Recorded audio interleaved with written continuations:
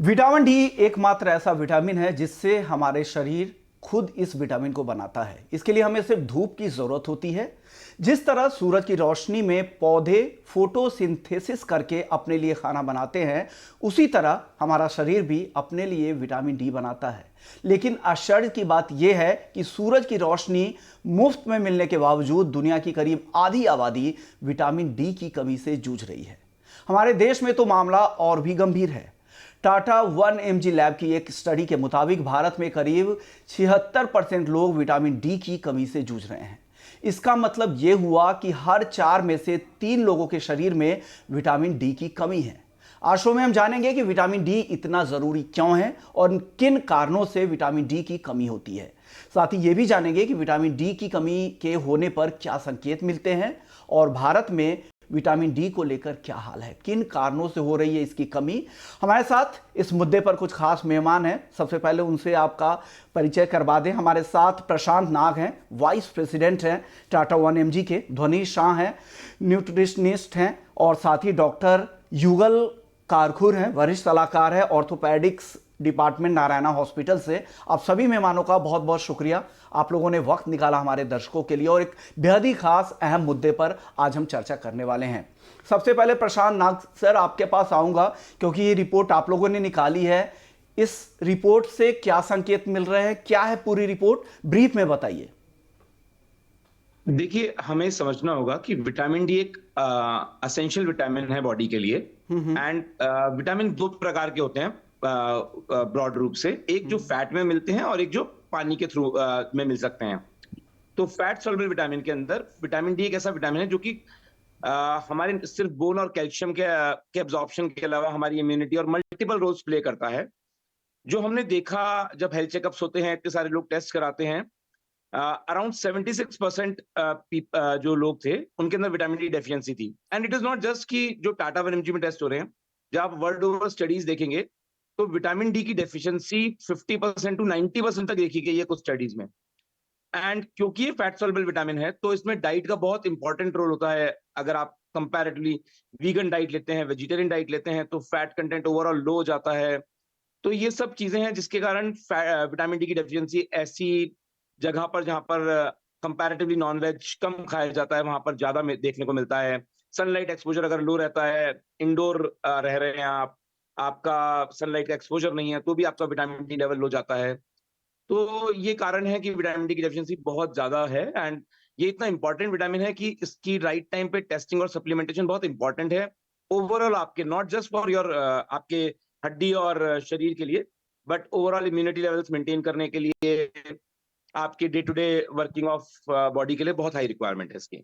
Okay, हालांकि आपने समझा दिया है कि ये शरीर के लिए कितना महत्वपूर्ण है और क्या है, लेकिन मैं डॉक्टर युगल कारखुर जी के पास भी आऊँगा। डॉक्टर युगल, आप बताएं कि विटामिन डी होता क्या है आसान भाषा में, ताकि आम लोग भी समझ जाए, और ये इतना अहम क्यों है और शरीर के लिए इतना महत्वपूर्ण क्यों है, इस बारे में आप भी बताएं, आप अपनी राय रखें सर।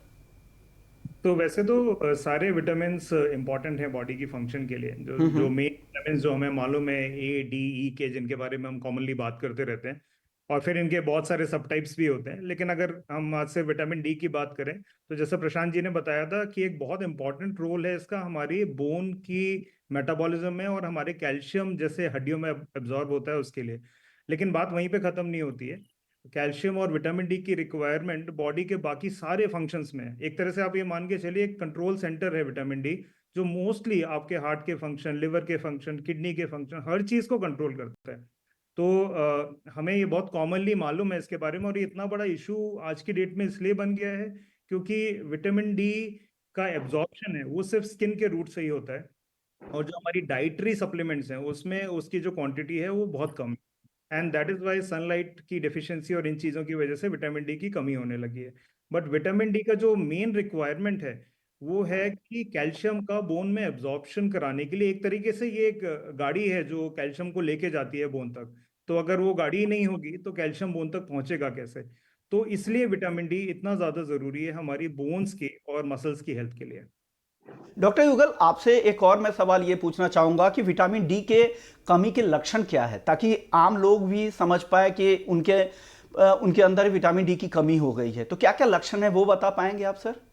आज की डेट में विटामिन डी की, और थैंक्स टू जो हमारी लैब्स हैं जो इतनी सारी डेवलप हुई हैं आज के टाइम में, कि टेस्टिंग बढ़ी है, जिसके कारण ये पता चलने लगा है कि डेफिशिएंसी बहुत ज़्यादा है।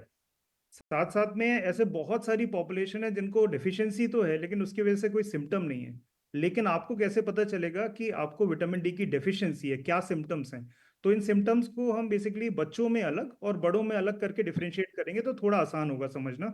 क्योंकि बच्चों में जो बोन्स हैं वो बहुत सॉफ्ट होती हैं, तो विटामिन डी की कमी या कैल्शियम की कमी की से वजह से जो हड्डियां हैं उनमें डिफॉर्मिटी होने लगती है, टेढ़ापन आने लगता है, जिसको मेडिकल भाषा में रिकेट्स भी कहा जाता है। इसके अलावा मांसपेशियों में वीकनेस होना, हड्डियों में दर्द बने रहना, ये सब विटामिन डी की कमी के लक्षण हैं। अगर हम एडल्ट्स की बात करें तो उनमें भी मांसपेशियों में कमजोरी, थकान बने रहना, इसके अलावा हड्डियों में दर्द बने रहना, एंजाइटी की प्रॉब्लम, डिप्रेशन की प्रॉब्लम, ये भी विटामिन डी की डेफिशिएंसी से कनेक्टेड है। इसके अलावा किडनी की परेशानियां, लिवर की परेशानियां, ये सब भी विटामिन डी की कमी से हो सकता है। तो आमतौर पर आपको अगर फटीग हो रहा है, वीकनेस हो रही है, थकान महसूस करते हैं बहुत ज्यादा, बोन्स में अनयूजुअल से पेन बने रहते हैं, जनरलाइज से पेन है, तो ये सारी विटामिन डी की कमी के लक्षण हो सकते हैं। तो इस तरह के अगर लक्षण अगर आप में भी दिखाई दे तो विटामिन डी की टेस्ट जरूर करवाएं और उसे नेचुरल तरीके से कैसे आप इसे पूरा कर सकते हैं इस पर भी आपको ध्यान देने की जरूरत है। धोनी जी भी हमारे साथ है। धोनी जी, विटामिन डी के अगर मुख्य सोर्सेस की अगर बात करें तो क्या है वो? क्या धूप ही पर्याप्त है या कुछ और भी सोर्सेस है? विटामिन डी के लिए धूप ही सबसे बेस्ट सोर्स है, क्योंकि जो विटामिन डी धूप से कन्वर्ट होता है बॉडी में, जैसे डॉक्टर युगल ने भी बताया, हमारी स्किन प्राइमरी सोर्स है जो विटामिन डी अब्सॉर्ब करती है और फिर बॉडी में जाकर किडनी और लिवर के फंक्शन की मदद से वो विटामिन डी बनाती है। फूड में देखा जाए तो बहुत बहुत माइन्यूट सोर्सेज होते हैं, जैसे मशरूम्स है, फिश है, फैटी फिश, खास करके कुछ तरह के मीट होते हैं, मटन्स होते हैं, जिसमें थोड़ी मात्रा में विटामिन डी पाई जाती है। पर अगर आपको सबसे ज्यादा विटामिन डी का बेनिफिट चाहिए आपके डाइट में और आपके लाइफस्टाइल में, तो आप ये ध्यान रखिए कि आप कब दिन में सनलाइट का एक्सपोजर लेते हैं। तो जैसे ट्रॉपिकल कंट्रीज होती है जहाँ पे सन रेज डायरेक्टली हमें स्ट्रेट लाइन में मिलते हैं, तो वो कंट्रीज में या वो एरियाज में जरूरी है कि हम अर्ली मॉर्निंग की सनलाइट का एक्सपोजर लें। जैसे सनराइज के बाद 1 से 1.5 घंटे का एक्सपोजर लेना वो सबसे बेनिफिशियल होता है। अगर आप हिली एरियाज में जाओ, नॉर्दर्न एरियाज में जाओ, जहाँ पे सनलाइट स्लांट रेज में आती है, तो बिटवीन 10 AM एंड 3 PM आपके लिए वो सनलाइट लेना बहुत जरूरी है। तो अगर सिंपली आप ये टाइम फॉलो करिए और साथ में डाइट में इसेंशियल फैटी एसिड्स का सेवन करें, जैसे नट्स हो गए, घी हो गया, कोकोनट ऑयल हो गया, ये सारे essential fatty acids omega 3 omega 6 fatty acid देते हैं जो विटामिन डी अब्सॉर्ब करने में मदद करता है। तो आप सिर्फ हाई फैट डाइट खाओगे या आप प्रोसेस्ड फूड ज्यादा खाओगे, आपके लिवर पे फैट डिपोजिशन ज्यादा है, वाटर इनटेक नहीं है, किडनी फंक्शंस वीक हैं, तो उसकी वजह से वो विटामिन डी आप कन्वर्ट ही नहीं कर पाओगे, चाहे आप सप्लीमेंट फॉर्म में लो, चाहे आप सनलाइट फॉर्म में लो। तो इसेंशियल फैटी एसिड्स लेना जरूरी है। Wrong type of fat, butter, cream, processed fat लेना जितना कम कर सके उतना बेटर है डाइट के लिए। ओके, तो एसेंशियल्स फैट्स की भी ज़रूरत होती है बॉडी में, उसे भी लेना ज़रूरी है, जैसा ध्वनि जी बता रही थी। ध्वनि जी, आपसे एक और सवाल होगा, अगर विटामिन डी की मात्रा अगर किसी के शरीर में अगर ज़्यादा हो जाता है तो क्या समस्याएं हो सकती हैं? जी, विटामिन डी की रेंज होती है 30 से 90 के बीच में।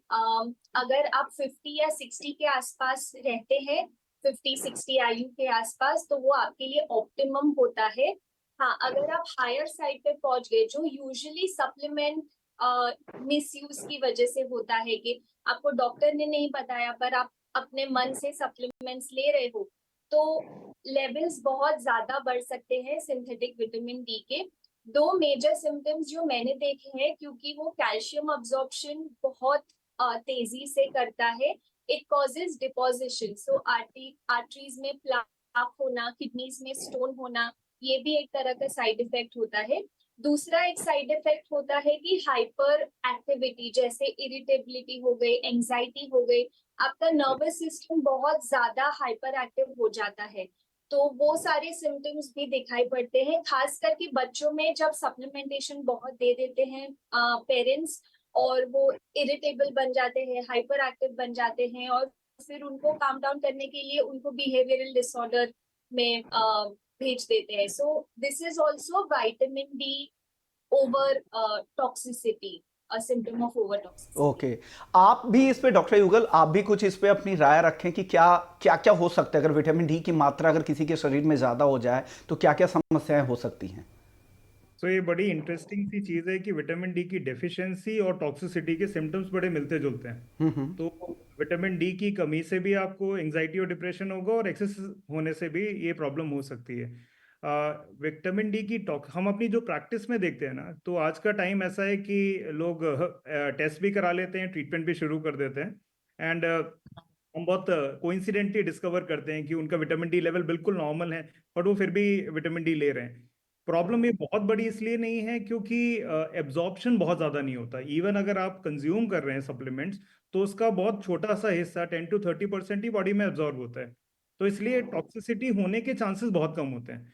तो टॉक्सिसिटी के सिम्टम्स इसलिए हमें प्रैक्टिस में बहुत ज़्यादा देखने को नहीं मिलते, बट फिर भी ये एडवाइजेबल है कि आप अपने रूटीन इन्वेस्टिगेशन में अगर विटामिन डी की डेफिशिएंसी पाएं, या फिर आपके डॉक्टर ने जब आपको टेस्ट किया और उन्हें ये डाउट हुआ कि आपको विटामिन डी की कमी हो सकती है, और टेस्ट कराने पे वो पॉजिटिव आता है, ओनली देन फिर आपको विटामिन डी सप्लीमेंटेशन लेना चाहिए, ना कि ओवर द काउंटर मेडिकेशन समझ के उसे अपनी मर्जी से बिना टेस्ट के लें. क्योंकि अदरवाइज फिर ये जो सिम्टम्स हैं जिसकी मनी जी भी बात कर रही थी, ये फिर आपको it will become a problem. फिर उससे विड्रॉल करना, उसको ट्रीट करना, फिर देन वो एक अलग प्रॉब्लम बन जाती है. ओके, प्रशांत जी, अब आपसे मेरा सवाल होगा, हालांकि इन लोगों ने बताया भी है कि डी की कमी के लक्षण क्या है, विटामिन डी की अगर आपके शरीर में कमी है, लेकिन क्या सभी को इसका टेस्ट करवाना चाहिए क्या? क्योंकि शहरों में 90% लोग ऐसे हैं जिन्हें धूप से, अब जब आप सुबह निकलते हैं उस समय धूप नहीं रहती, जब शाम को आप दफ्तर से अपने काम से वापस जाते हैं तो उस समय आपको धूप नहीं मिलती, तो क्या सभी को विटामिन डी का टेस्ट करवाना चाहिए क्या, प्रशांत जी?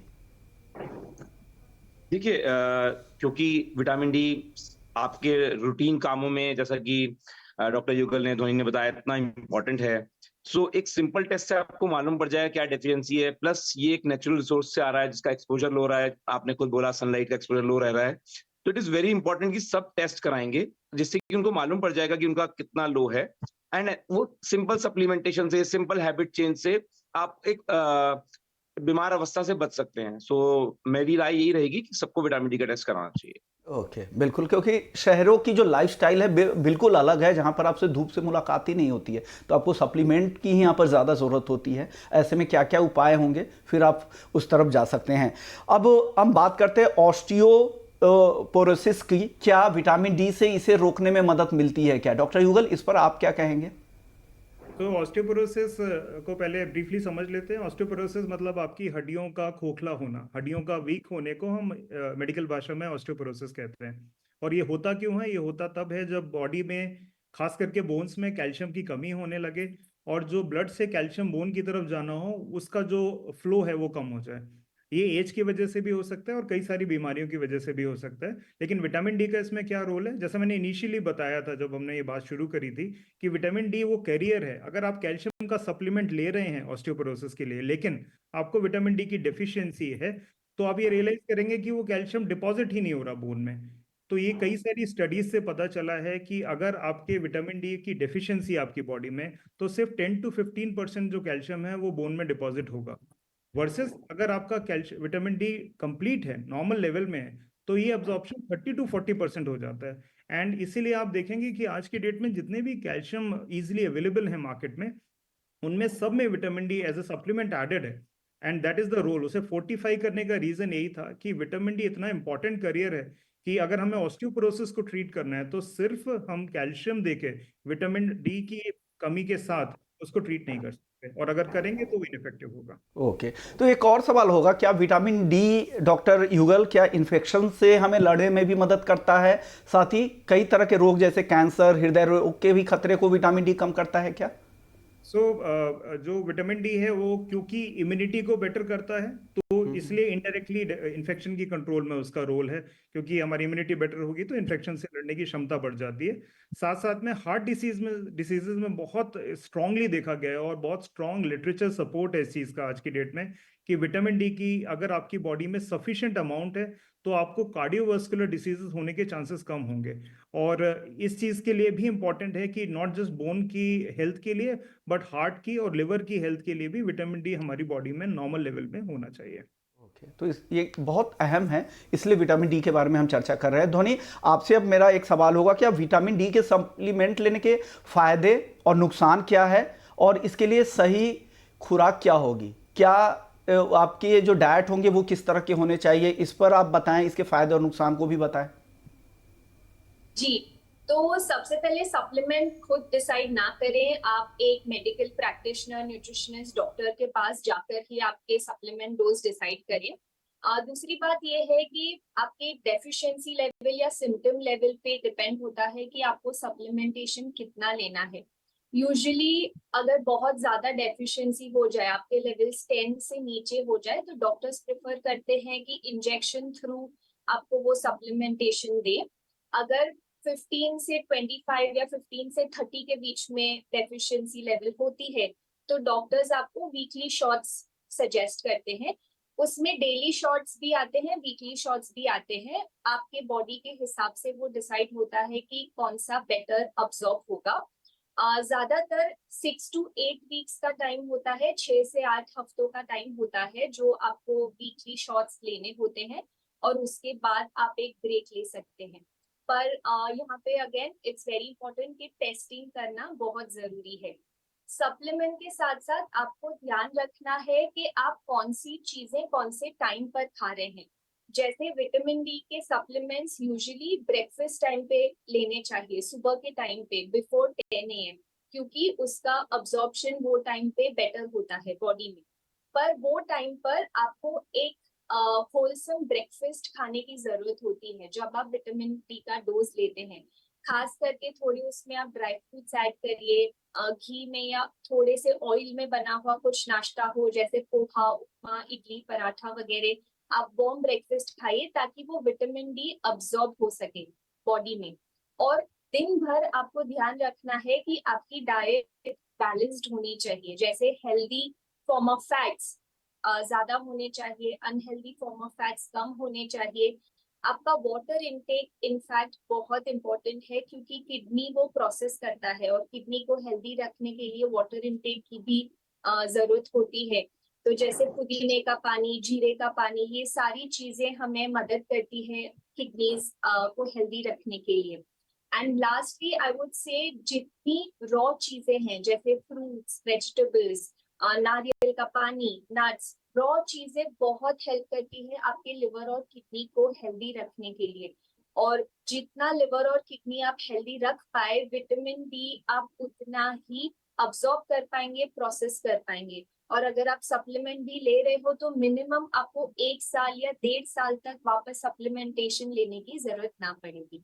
तो सही सप्लीमेंट और सही डाइट का कॉम्बिनेशन आप करें तो you will get optimum results. तो बैलेंस डाइट और बैलेंस लाइफस्टाइल भी आपके लिए बहुत ज़रूरी है। आप डॉक्टर युगल, आपसे भी यही सवाल होगा कि लाइफस्टाइल में बदलाव करके भी क्या हम विटामिन डी की कमी को पूरा कर सकते हैं? और खाने पीने की चीज़ों के बारे में भी बताएं, कौन कौन सी ऐसी चीज़ें हैं जिनको विटामिन डी की डेफिशिएंसी है उससे पूरा किया जा सकता है नेचुरल तरीके से?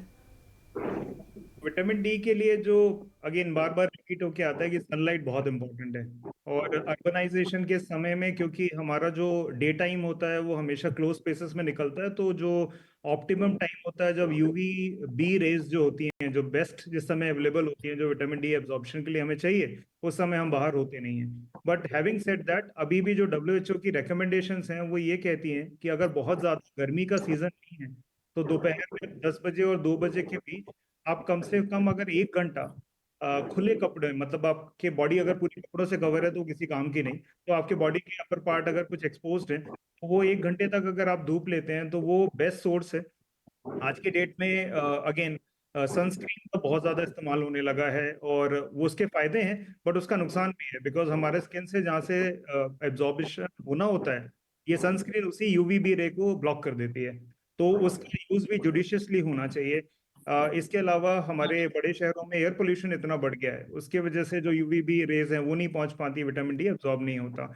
इसलिए नेचुरल सोर्स में तो कोई डाउट नहीं है कि हम ये नहीं कह सकते कि सनलाइट का कोई और ऑल्टरनेट है क्या हमारे पास, तो अगर वो पॉसिबल है तो करें। खाने के बारे में काफी डिटेल में डॉक्टर ध्वनि ने हमें बताया। इसके अलावा तो रेगुलर मिल्क, पनीर, इन सब चीजों का अपटेक करने में इसमें विटामिन डी की ठीक मात्रा पाई गई है। एग हो गया, मछलियां हो गई, इनको जो लोग नॉन वेजिटेरियन कंज्यूम करते हैं उनके लिए विटामिन डी का ये ठीक सोर्स है। खाने के बाद खाना इसलिए इंपॉर्टेंट है क्योंकि ये फैट सोल्यूबल विटामिन है, तो अगर हमने खाना ही नहीं खाया होगा और शरीर में फैट नहीं होगा तो ये विटामिन डी एब्जॉर्ब नहीं होगा। इसलिए कोई भी लंच के बाद या ब्रेकफास्ट के बाद इसको खाएं, ताकि जो आप ले रहे हैं वो ऑप्टिमम अमाउंट कंज्यूम हो और absorb हो जाए। प्रशांत नाग सर, आपसे मेरा अब एक सवाल ये होगा, क्या वेदर के हिसाब से, मौसम के हिसाब से भी विटामिन डी की ज़रूरत बदलती है? और आपकी स्टडी में क्या इस तरह की रिपोर्ट भी कुछ आई है कि वेदर पैटर्न के बदलने के साथ साथ विटामिन डी की कमी या ज़्यादा यहाँ पर होने की खबर है? इस तरह की स्टडी से कुछ निकल कर आया है? देखिए, जैसा कि हमने अभी पूरे डिस्कशन में सब जोर दे रहे हैं कि सनलाइट बहुत इंपॉर्टेंट है, तो जैसे वेदर चेंज होता है, जब हम ऐसे सीजन में जाते हैं इसके अंदर सनलाइट एक्सपोजर लो होता है, उस सीजन में ऑब्वियसली डेफिशिएंसीज बढ़ जाती हैं। तो ये बहुत इंपॉर्टेंट है कि जब आप जिस जगह पे रहते हैं, अगर वहां पर सनलाइट कम आ रही है, ठंड के समय के अंदर आपका एक्सपोजर और लो हो गया है, तो आप जिस टाइम पे सनलाइट पीक पे है उस टाइम पे बाहर जाएं। लेकिन हाँ, डेफिशिएंसीज इंक्रीज होती हैं जब सनलाइट एक्सपोजर लो हो जाता है, एंड इसीलिए वेदर से रिलेशन रहता है कुछ हद तक। प्रशांत जी, एक और हाल में कुछ ऐसे तथ्य, रिसर्च जो सामने आए हों विटामिन डी से जुड़े हुए, जो हमारे दर्शकों को आप शेयर करना चाहेंगे? कोई नई चीजें? प्रशांत जी, आपसे मेरा सवाल था। हाँ जी। देखिए, ओवरऑल अभी तक यही देखा गया है विटामिन डी के साथ कि उसका जो पहले उसको सिर्फ हम एक मानते थे कि वो एक हार्मोन है, और जैसा कि अभी हमने बीच में डिस्कस किया कि वो हमारे इन्फेक्शन से भी प्रिवेंट करता है, कुछ कैंसर्स में भी मिक्स्ड स्टडीज हैं, कुछ स्टडीज बोलती हैं कुछ हद तक उसमें भी प्रिवेंट करता है। तो अब इसकी जो इम्पोर्टेंस है वो हमें समझना बहुत इम्पोर्टेंट है, एंड इसको लगातार सही मात्रा में सप्लीमेंटेशन इम्पोर्टेंट है, क्योंकि ये फैट सॉल्युबल विटामिन है, इसलिए बॉडी में डिपॉजिट होकर टॉक्सिसिटी भी करा सकता है। इसलिए जब सप्लीमेंटेशन ले रहे हैं तो वो डॉक्टर की गाइडेंस में लें, एंड उसके बाद लेवल जरूर कराएं कि कहीं लेवल बहुत ज्यादा तो नहीं बढ़ रहे हैं। एंड वो इसलिए इम्पोर्टेंट है कि इसकी सही मात्रा अपनी बॉडी में बना कर रख सकें, जिससे कि बॉडी इन्फेक्शन और बोन मेटाबॉलिज्म में अच्छे से यूज कर पाए इसको। ओके डॉक्टर युगल, कौन कौन से ऐसे लोग हैं जो विटामिन डी के सप्लीमेंट लेने की आवश्यकता उनको ज़्यादा होती है? एज ग्रुप के हिसाब से भी बताएं, हेल्थ के हिसाब से भी बताएं। देखिए, ग्रोइंग एज ग्रुप जो होता है, यंगर एज ग्रुप जो होता है, उस टाइम पे बोन्स बन रही होती हैं, तो वो एक बहुत इंपॉर्टेंट रिक्वायरमेंट है जहां पर विटामिन डी का वो बहुत इंपॉर्टेंट रोल हो जाता है। साथ में इन्फेक्शन भी, क्योंकि बच्चों में ज्यादा होता है, तो उस टाइम पे उस तरह से विटामिन डी बहुत इंपॉर्टेंट होता है। सिमिलरली प्रेग्नेंट फीमेल्स जो हैं, उस टाइम पे भी विटामिन डी की बहुत इंपॉर्टेंट रिक्वायरमेंट होती है, क्योंकि उनके अंदर जो फीटस है, जो न्यूबॉर्न बेबी वो बॉर्न होगा, उससे पहले उसकी रिक्वायरमेंट्स हैं, तो बॉडी की रिक्वायरमेंट बढ़ जाती है। ये दो एक बहुत इंपॉर्टेंट है। उसके अलावा फिर जब ओल्ड एज आता है तो हमारे हार्मोनल बैलेंसेस चेंज होते हैं, स्पेसिफिकली फीमेल्स में काफी ज्यादा चेंज आते हैं। उस टाइम पे भी vitamin D supplementation in old age females बहुत इंपॉर्टेंट रोल प्ले करता है, जैसे कि आपने पहले ऑस्टियोपोरोसिस डिस्कस भी किया। तो ये तीन age groups, young age group, old age group and pregnant females, these are the three main, ये तीन मेन एज ग्रुप्स हैं जिनके अंदर हमें विटामिन डी के सप्लीमेंटेशन पे ज्यादा ध्यान देना होता है। चलिए, तो एज ग्रुप के बारे में आपने समझ लिया कि किनको ज़्यादा विटामिन डी की ओर फोकस करना चाहिए। अब आखिरी सवाल डॉक्टर युगल कारखुर आपसे मेरा होगा कि विटामिन डी के बारे में अभी भी कुछ अनसुलझे सवाल जो लोगों के मन में होंगे, वो क्या है? वो उन अनसुलझे चीज़ों को अगर आप दूर कर पाए। तो मैं आपको ये सवाल का जवाब 3 पॉइंट्स कवर करके दे देता हूँ। अगर बच्चों में आपको कैसे पता चले विटामिन डी की कमी हो रही है, तो बच्चों में जैसे मैंने शुरू में बताया था ना, हड्डियां बहुत सॉफ्ट होती हैं, तो हड्डियां टेढ़ी होनी शुरू हो जाती हैं। खास करके ये चेंज आप पैरों में देखते हैं, बच्चों के पैर अंदर की तरफ मुड़ जाते हैं, जिन्हें हम बोइंग ऑफ लेग कहते हैं, और जिसे मेडिकल भाषा में रिकेट्स कहते हैं। अगर बच्चों में आपको ये लक्षण दिख रहे हैं, आप इमीडिएटली डॉक्टर के पास लेके जाइए, उनकी जांच होंगी, और विटामिन डी का जो सप्लीमेंटेशन है वो ऑलमोस्ट श्योर शॉट ट्रीटमेंट है इसका, अगर ये न्यूट्रिशनल रिकेट्स है, मतलब विटामिन डी की कमी से होने वाला रिकेट्स है। और इसके इम्प्लीकेशन इतने ज्यादा हैं, क्योंकि एक बार हड्डी टेढ़ी होके सॉलिड हो जाए, मतलब उम्र बढ़ती जाए और हड्डी टेढ़ी रहे, तो वो फिर डिफॉर्मिटी बच्चे के लिए बहुत डिफिकल्ट हो सकती है आगे वाली लाइफ में। तो एक ये चीज है, पॉइंट बहुत जरूरी है। सेकंड, जो एक साइलेंट डिसीज बन गई है अर्बन पॉपुलेशन में, वो लोग जिनकी सेडेंटरी लाइफस्टाइल है, ऑफिस में काम करते हैं, स्टूडियोज में बैठते हैं, बहुत समय बाहर स्पेंड नहीं करते, उस केस में भी आप कोई भी अपनी जो सिम्टम्स हैं डेली रूटीन में आ रहे हैं उनको इग्नोर मत करिए। बहुत ही सिंपल विटामिन डी की सप्लीमेंटेशन करके उन्हें करेक्ट किया जा सकता है। और ये बहुत डाउट होता रहता है लोगों के दिमाग में कि हमें विटामिन डी की कमी क्यों होगी, हम तो यंग हैं, हम तो फिट हैं, हम तो खाना पीना भी ठीक से खाते हैं, जिम जाते हैं, लेकिन क्योंकि उसके सोर्सेज बहुत लिमिटेड हैं तो आपको भी वो डिफिशियंसी हो सकती है। जैसा प्रेग्नेंट फीमेल्स में बताया, क्योंकि कैल्शियम की रिक्वायरमेंट बढ़ जाती है तो नेचुरली विटामिन डी का सप्लीमेंटेशन भी करना होता है। एंड लास्ट जो सबसे इंपॉर्टेंट पॉइंट है, पोस्ट मेनोपॉजल फीमेल्स, मेनोपॉज के बाद या माहवारी के बाद फीमेल्स में कैल्शियम की तेजी से बोन्स में कमी होने लगती है, और उसको हम तुरंत सप्लीमेंट करना शुरू कर देते हैं। जब भी आप किसी डॉक्टर से मिलेंगे तो वो शुरू कर देंगे, लेकिन जहां मिस हो जाता है वो यही है कि हमने विटामिन डी का करेक्शन उसके साथ में शुरू नहीं किया है। तो ये भी एक चीज है, आप ऑस्टियोपोरोसिस के लक्षण जब तक आएंगे तब तक बहुत देर हो चुकी होती है, तब तक फ्रैक्चर हो जाते हैं। हम अपनी इमरजेंसी में रेगुलरली पोस्ट मेनोपॉजल फीमेल्स देखते हैं जिनको, जो हमारे पास एक छोटे से फॉल के बाद फ्रैक्चर के साथ आए होते हैं, और हमने ये डिस्कवर किया होता है कि उन्होंने पिछले 4 या 5 साल से कोई भी कैल्शियम या विटामिन डी सप्लीमेंट नहीं लिया हुआ है, क्योंकि वो कहते हैं कि हमें कोई दिक्कत ही नहीं है तो हम सप्लीमेंट क्यों लें। तो एक तरह से प्रिवेंटिव केयर है। अगर आपको स्वस्थ रहना है, आपको अगर ओल्ड एज में फ्रैक्चर से डील नहीं करना है, तो बेहतर है कि ये छोटी छोटी चीजें चेंजेस करके सप्लीमेंट्स लेके, लेकिन ये सब डॉक्टरी सलाह से ही होना चाहिए। आप कितना कैल्शियम खाएं, कितना विटामिन डी खाएं, ये आप डॉक्टर से कंसल्ट करके करिए, खुद से मत करिए। और अगर ये करते रहेंगे आप, तो वो जो मेजर प्रॉब्लम है फ्रैक्चर, उनका ट्रीटमेंट, आपकी लाइफ पे उसका इफेक्ट, इन सबको ठीक किया जा सकता है। ओके, चलिए इसी नोट पर इस शो को यहीं ख़त्म करेंगे। उम्मीद करते हैं कि विटामिन डी को लेकर हमने जो भी इन्फॉर्मेशन आप लोगों से शेयर की, आप उनका ध्यान रखेंगे, इन्फॉर्म रहें, अपने डाइट को बैलेंस रखें और साथ ही बैलेंस सप्लीमेंट्स भी लें और डॉक्टर्स की भी सलाह लें, और ज़रूरत पड़ने पर टेस्ट भी विटामिन डी की ज़रूर करवाएं। शुक्रिया प्रशांत नाथ सर, ध्वनि शाह जी और डॉक्टर युगल कायरखुर, आप सभी का बहुत बहुत शुक्रिया, आपने हमारे दर्शकों को जागरूक किया। तो चलिए इस खास पेशकश को यहीं समेटते हैं, लेकिन बाकी खबरों के लिए आप बने रहिए हमारे साथ। नमस्कार।